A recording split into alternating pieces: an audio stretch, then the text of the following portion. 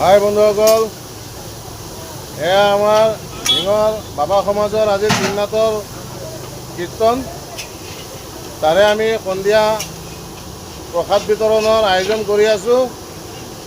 এয়া আমাৰ লাবৰা বনোৱা হৈ আছে। পাঁচকৰাই লাবৰা নামিছে আৰু পাঁচকৰাই বহিব।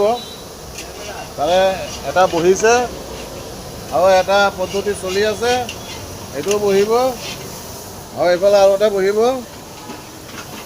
এয়া আমাৰ বাবা সমাজৰ সদস্য শ্ৰী প্ৰণৱ মণ্ডল, এয়া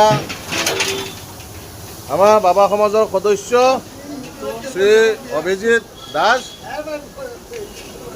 এয়া আমাৰ বাবা সমাজৰ সদস্য পুষ্কা দাস বুলি কয় চবেই।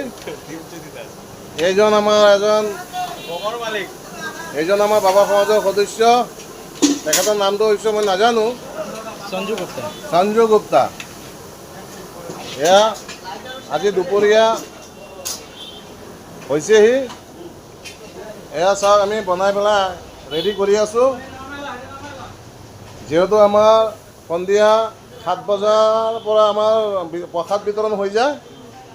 এয়া আমাৰ বাবা সমাজৰ সদস্য, আৰু এখেতক অলপ ভালকৈ চাওক। এখেত আমাৰ বাবা সমাজৰ মুখীয়া ভক্তৰাম শৰ্মা, তেখেত ঢিঙৰ নিবাসী, আৰু তেখেতৰ দ্বাৰাই আমাৰ বাবা সমাজৰ টীমটো বাবাধামলৈ যাত্ৰা আৰম্ভ হৈছিলে। পোনপ্ৰথমে তেখেতৰ লগত আৰু 3জন ভক্ত লৈ পেলাই সৰ্বমুঠ 4জন ভক্ত ইয়াৰ পৰা ঢিঙৰ পৰা বাবাধামলৈ ৰাওনা হৈছিলে। আৰু আজি এইবাৰ আমি বাবাধাম প্লাছ আমি উজ্জয়নত যাত্ৰা কৰি আহিলোঁ। আগন্তুক দিনলৈকে আমাৰ 12টা জ্যোতিৰ্লিংগ দৰ্শন কৰাৰ এটা আমাৰ প্ৰস্তুতি চলি আছে। এখেত আমাৰ বাবা সমাজৰ আজিৰ তিননাথ কীৰ্তনৰ সভাপতি শ্ৰী সুজিত পুৰী ডাঙৰীয়া, আৰু এখেত আমাৰ বাবুল দাস, আমাৰ বাবা সমাজৰ সদস্য। আজিৰ ভিডিঅ'টো ইমানতে শেষ কৰিলোঁ। বন্ধুসকল, মোৰ ভিডিঅ'টো যদি ভাল লাগে আপোনালোকে ছাবস্ক্ৰাইব কৰিব, লাইক শ্বেয়াৰ কৰিব, আৰু কমেণ্ট বক্সত হৰ হৰ মহাদেৱ লিখিবলৈ নাপাহৰিব।